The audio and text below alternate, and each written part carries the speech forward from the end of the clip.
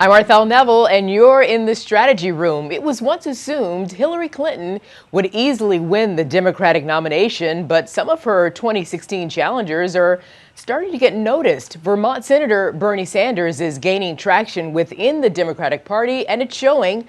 According to a recent poll of New Hampshire Democrats, Clinton leads Sanders 41 to 31%. Here now with a reaction is Professor Jeanne Zaino from Iona College and T.J. McCormack, former media specialist for Astorino for governor. Welcome. Good to see both of you. And you too. T.J., I'll start with you on this. What's your take on this latest poll? Well, you know, there's a lot of people who are just disillusioned with politics in general, especially the two main parties, the main standard bearers. You have a lot of liberals who feel they've been left at the altar, even with Barack Obama. And my barometer has been all of my friends from back when I lived in Los Angeles. On Facebook, on social media, they are all, my liberal lefty Los Angeles friends, all of them, all big on Bernie Sanders. And that's my own little Quinnipiac.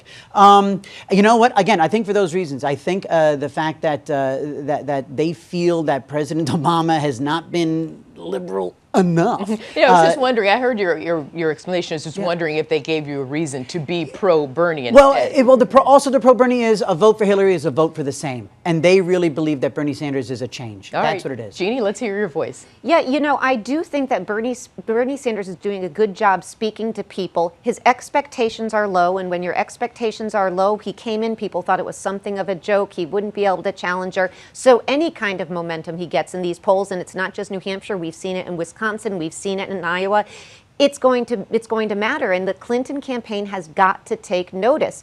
Part of what he has been able to do is he has been able to speak very clearly, very plainly about an issue like trade, for example. You have Hillary Clinton out there on the TPP, and at one point she says, I'm for it, I'm kind of against it, I've been for trade, I've been against it. We're going to talk about that in another segment. But you contrast that with somebody like Bernie Sanders, who clear from the beginning, he is against the free trade agreement. You could do the same thing on other issues, whether it's the minimum wage. He wants to go to $15. She wants to go up. She's not saying. So you're getting a lot of political speech from her. But isn't that, Jeanne, because Hillary Clinton, has been a politician for a long time. She's been in the public eye for a long time, and like many politicians, they may start on one position in favor of, and over the years their position evolves, as they would say. So, and Bernie Sanders may not have had that same microscope to watch how he's played on certain positions. Yeah, I think that's absolutely true. But let's remember, Bernie Sanders has been in the Senate an awfully long time. He's been in politics an awfully long time. And here's somebody, you're absolutely right, he hasn't had the same kind of scrutiny that Hillary Clinton has had, but he has been consistent in his positions over time. Now, all that said, I think this does work to Hillary Clinton's advantage, I have to say, because he is going to force her to the left. He's going to give her somebody to play off of.